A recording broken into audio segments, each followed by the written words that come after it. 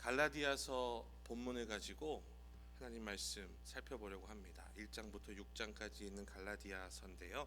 갈라디아에 있는 교회들에게 사도 바울이 쓰는 편지인 것을 우리가 잘 알고 있습니다.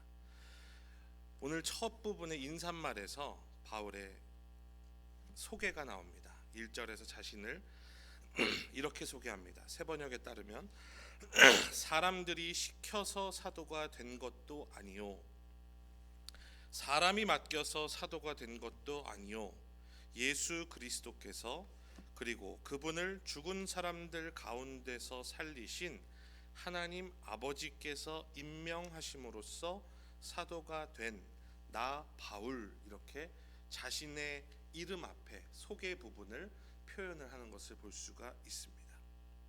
우리가 흔히 자신을 소개할 때에 자신의 출신이나 자신의 배경, 자신의 조건, 자기가 갖고 있는 어느 정도의 부, 요즘 말하는 스펙, 이런 것들을 가지고 자신에 대해서 조금이라도 사람들이 나를 무시하지 못하게끔, 나에 대해서 이렇게 알아주게끔 하는 마음으로 소개를 하려 하지 않습니까?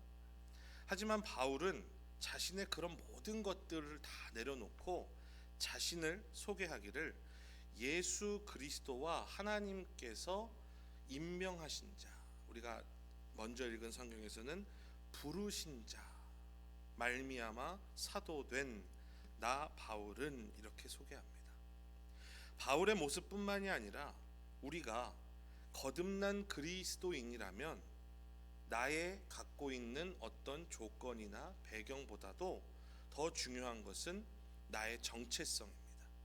내가 누구인가, 그리고 그 내가 누구인가를 어떻게 찾습니까? 바로 하나님으로부터 찾는 바울처럼 우리도 하나님의 백성으로서의 정체성을 드러내야 될 줄로 믿습니다.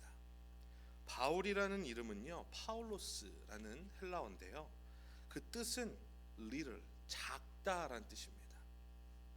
한국 사람들도 물론이거니와 이 유대인들도 이름을 대해서 굉장히 중요하게 생각하거든요. 우리나라도 나라가 작다 보니까 어떻습니까? 큰 것을 좋아하죠. 이름에도 벌써 무엇이 붙어 있습니까? 대한민국입니다. 그렇죠? 한강에 다리를 가면은 다리마다 다 뭐라고 이름이 붙여져 있습니까? 대교라고 돼 있죠. 행주대교, 올림픽대교, 한남대교, 모두가 다 대자를 붙입니다. 런던에 가면은 런던 박물관이 있습니다. 그 런던 박물관을 우리나라는 그 사람들이 쓰는 그 말 그대로 하는 것 이상으로 대영 박물관 이렇게 말합니다. 큰 대자를 앞에 쓰는 거죠. 그런데 바울의 이름은 작다라는 뜻입니다. 이름만 봐서는 자랑할 것이 없고요. 실제로 바울은 갈라디아 교회에서도 마찬가지고 고린도 교회에서도 바울을 끊임없이 공격하고 비난하고 반대에 서는 사람들이 많았습니다. 근데 그들이 바울을 공격할 때에 주로 많이 썼던 소재가 뭐냐면요, 바로 그의 외모입니다. 그의 어떤 학벌, 그의 어떤 집안적 배경, 이런 것들로는 비난을 하기가 어렵거든요. 그러니까 바울의 외모를 가지고 많이 조롱을 한 것을 알 수가 있습니다. 2세기에 쓰여진 외경이라는, 정경이 아닌, 성경 정경이 아닌 외경이라는 그 책들 중에 역사적 기록을 쓴 책이 바울과 테클라의 행전이라는 책이 있습니다. 그 책에 보면 바울을 묘사한 장면이 나옵니다. 바울을 뭐라고 묘사했냐면요, 바울을 조롱하기 위해 묘사한 게 아니라 바울을 칭찬하기 위한 묘사입니다. 뭐라고 돼 있냐면, 키가 작은 남자, 대머리에 굽은 다리, 눈썹이 맞물리고 코가 약간 구부러져 있다, 이렇게 돼 있어요. 물론 그 뒤에 바울을, 그럼에도 불구하고 바울이 하나님을 통해서 은혜를 받음으로 변화된 것을 표현합니다. 그는 친근감이 가득하고 이제는 천사의 얼굴을 가졌다, 이렇게 바울이 표현하거든요. 근데 그 앞에 그의 외모는 누가 보더라도 사람들이 좋아할 만한 매력적인 모습은 아니었습니다. 그리고 그것을 가지고 갈라디아에 있는 많은 그의 반대자들이 그를 조롱하고 비난하죠. 실제 고린도 후서 10장 10절에는 고린도 교회에서 그의 반대자들이 뭐라고 말하냐면요, 이렇게 말합니다. 그의 편지들은 무게가 있고 힘이 있으나 그가 몸으로 대할 때는 약하고 그 말도 시원하지 않다, 이렇게 표현됩니다. 바울이 쓰는 글들은 힘이 있지만 그의 몸은 약하다. His physical presence is weak라고 되어 있습니다. 바울의 외모는 못생겼고 그의 건강 상태 역시 좋지 않았다는 것입니다. 그렇기 때문에 바울은 사람들에게 큰 영향력을 주지 못했던 것 같습니다. 그래서 사람들은요, 바울을 대할 때에 그를 사도 중에서도 아주 약한 사도, 사람들은 자꾸 이렇게 사람의 이 급을 나누기를 좋아했는데 고린도 후서 11장 5절에 보면 바울이 아닌 다른 사도들을 이야기할 때에 그들을 지극히 큰 사도, 이렇게 되어 있습니다. 그러니까 사도 중에서도 슈퍼 어파스라고 되어 있습니다. 초사도가 있고 바울 같은 사도는 지극히 큰 사도하고는 다른 낮은 급의 사도라고 사람들이 평가했던 것입니다. 그 슈퍼 어파스, 초사도, 거물급 사도라고 새 번역에는 되어 있고요, 개역 개정에는 지극히 큰 사도, 그들의 특징은요, 외모가 훌륭하고요, 말이 매끄럽고요, 눈으로 보이는 어떤 신비한 능력을 갖고 있고요, 인상적인 어떤 행동들이 그들에겐 있었다고 합니다. 그들에 비해서 이 바울이라고 하는 이름부터가 작은 이 사람이 무엇을 자랑할 수 있었을까? 그의 자랑은 그가 갖고 있는 것 중에서 그나마 내가 너희들보다 이게 나 하면서 다른 것을 자랑한 게 아니라 나는 그래도 로마 시민권자야. 바울은 태어나면서부터 로마 시민권이었습니다. 그의 부모가 로마 시민권자였습니다. 나는 가말리엘로부터 공부했어. 그것을 자랑한 것이 아니라 그는 하나님만을 자랑합니다. 오늘 1절 다시 한번 보시면 사람들에게서 난 것도 아니요 사람으로 말미암은 것도 아니고 오직 예수 그리스도와 죽은 자 가운데서 그리스도를 살리신 하나님 아버지로 말미암아, 이렇게 되어 있습니다. 두려워할 게 없는 거죠. 무서울 게 없는 겁니다. 왜요? 당신들이 나를 임명한 게 아니라 나를 임명하신 분은 하나님이시기 때문이다, 이렇게 말합니다. 갈라디아의 전체를 내용을 보더라도 바울은 십자가에 못 박히신 예수 그리스도, 그리고 그 못 박히신 그분처럼 새롭게 거듭난 그리스도인이라면 우리 자신도 다 우리를 십자가에 못 박아야 된다라고 하는 것, 그 못 박아야만이 진정한 그리스도의 유일한 기준이다, 이것만을 이야기합니다. 사랑하는 성도 여러분, 세상 속에서 살아가는 우리는 우리를 누구로 표현하며 살아가고 있습니까? 세상에서 우리를 바라보고 평가하는 기준이 있고 모습이 있습니다. 저 사람은 어디 출신이야? 저 사람은 어느 학교 나왔어? 저 사람은 돈이 이만큼 있어? 저 사람은 직업이 이거야? 저 사람은 세상에서 무엇이라 불려? 여러분, 교회에는요, 세상에서 불리는 어떠한 직함도 드러나지 않는 곳이 교회입니다. 세상에서 사장님이야 하더라도 교회에서는 사장님이라고 불려서는 안 됩니다. 세상에서 대통령이라 할지라도 하나님 앞에서는 하나님의 구원받은 불쌍한 백성일 뿐입니다. 그것을 인지하지 못하고 거기에 담대하지 못하고 대통령님 오셨습니까? 국회의원님 오셨습니까? 사장님 오셨습니까? 그것이 바로 예수님께서 그토록 비난하시던 바리새인들의 모습이었어요. 비싼 옷을 입고 온 자는 따로 자리를 만들어서 앞자리로 인도하고, 가난한 사람들은 벽 쪽에 있는 의자로 다 붙여서 앉게 했던 바리새인들의 그 회당에서 예수님은 너희들의 마음은 회칠한 무덤과 같다, 이렇게 선언하시고 죽음을 각오하시고 그들에게 진리를 선포하십니다. 세상의 그러한 평가, 세상의 그러한 모습과 상관없이 우리가 하나님의 자녀로서 살아가는 것, 그것이 그렇게도 중요하지만 이 세상의 모습에 우리가 매몰되어서요, 때로는 스스로에 대해서 자신 없어 합니다. 내세울 것 없고 자랑할 것 없는 자신을 주눅든 채로 살아갑니다. 또 어떤 사람은요, 부단히 애를 써서 그것을 벗어나 보려고 노력합니다. 그래서 자신의 껍데기에 더 많은 투자를 합니다. 스펙을 더 올려보려고도 하고 눈에 보이는 명품으로 자기를 자랑해 보려고도 합니다. 사람이 명품이 돼야 하지만 사람이 명품이 되는 것이 아니라 그 명품이라 불리는 것을 가지는 것으로 자기가 명품이 되는 줄로 착각하기도 합니다. 하지만 우리가 오늘 1절의 바울의 말씀을 통해서 기억해야 될 것은 하나님께서 부르셨고 하나님께서 보내셨고 그분으로 말미암아 살아가는 자녀이라면 세상의 기준과 평가에 마음을 쏟고 거기에 마음을 빼앗길 필요가 없는 하나님 나라의 가장 소중한, 하나님 보시기에 가장 귀하고 유일한 자녀이자 백성이라는 사실을 기억해야 될 줄로 믿습니다.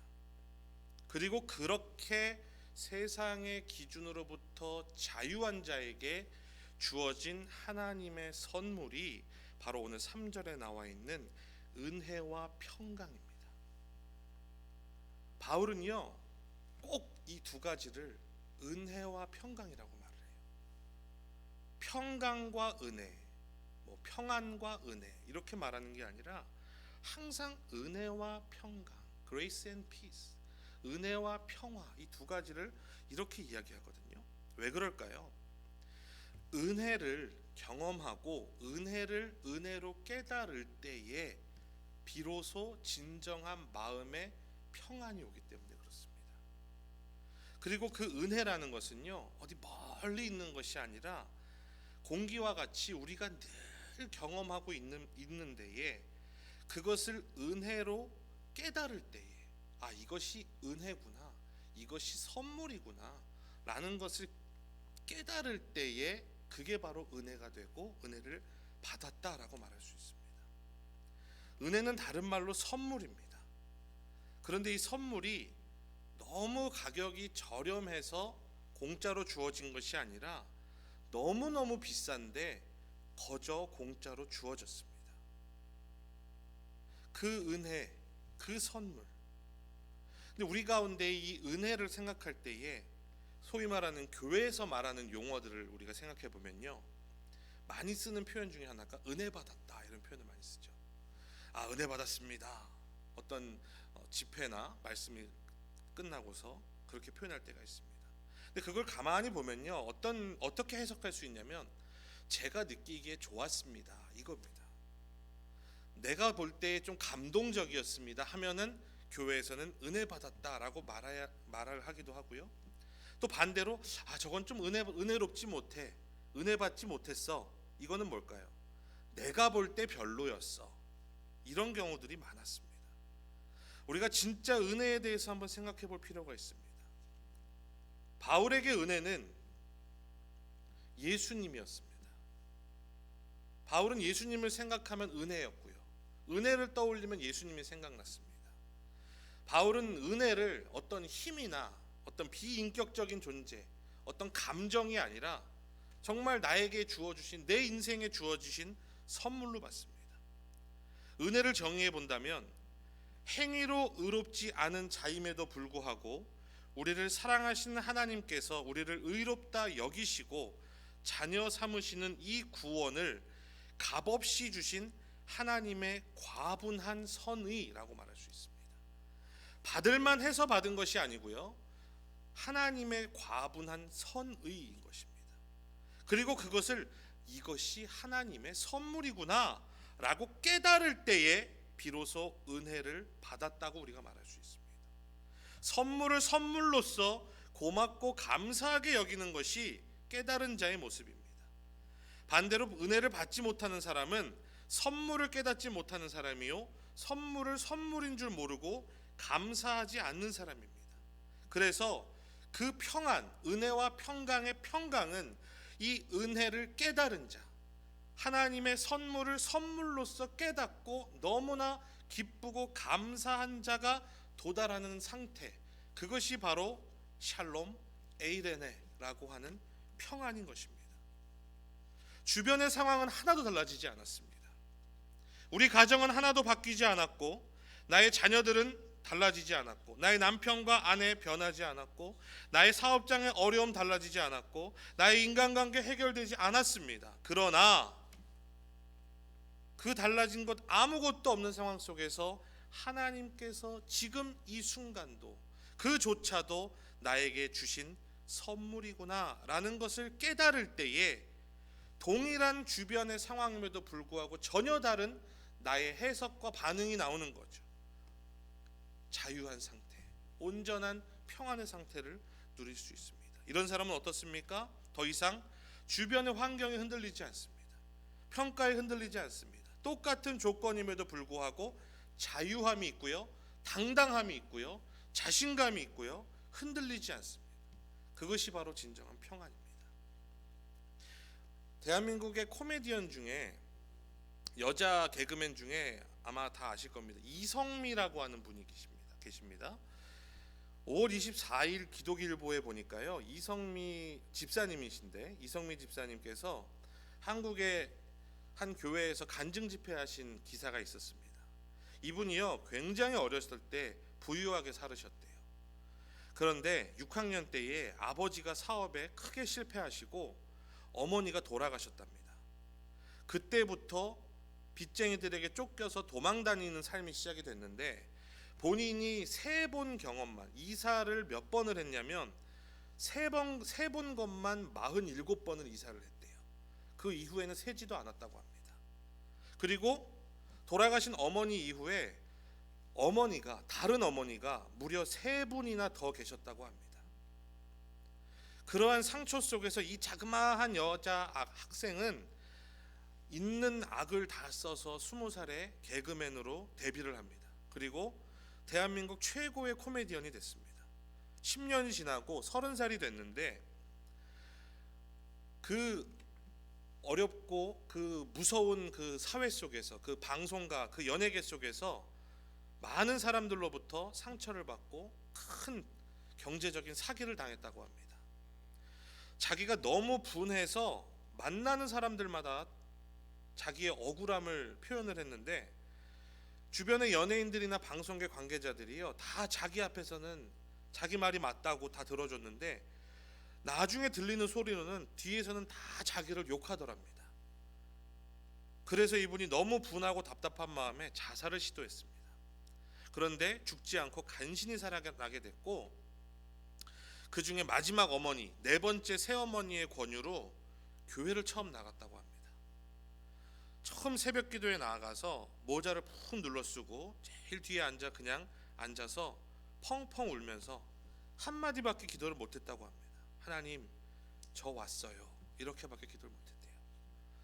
그렇게 시작된 그분의 새벽 기도가 40일 새벽 기도 가운데에 41일째 되던 날 본인의 마음 가운데에 큰 깨달음이 오면서 평안이 왔다고 합니다. 사람들에게 내가 억울하고 분한 걸 말할 때에는 사람들이 내 얘기를 듣는 것 같았지만 아무도 내 얘기를 듣지 않았는데, 아무것도 듣지 않는 것 같았던 하나님은 내 얘기를 다 듣고 계시는구나. 성경에 보니까 나의 작은 신음에도 응답하시는 하나님이시구나 라고 하나님을 경험하셨다고 합니다. 중간에 그 이후에 많은 이야기들이 있었는데 다 지나가고 마지막 부분에 이렇게 이야기했던 그 내용이 저는 기억이 나는데요. 이분이 7년 전에 유방암 선고를 받으셨답니다. 그러고 나서 병원에서 수술을 했는데, 자기는 자식이 셋이 있는데 다 이제 큰 성인이 됐습니다.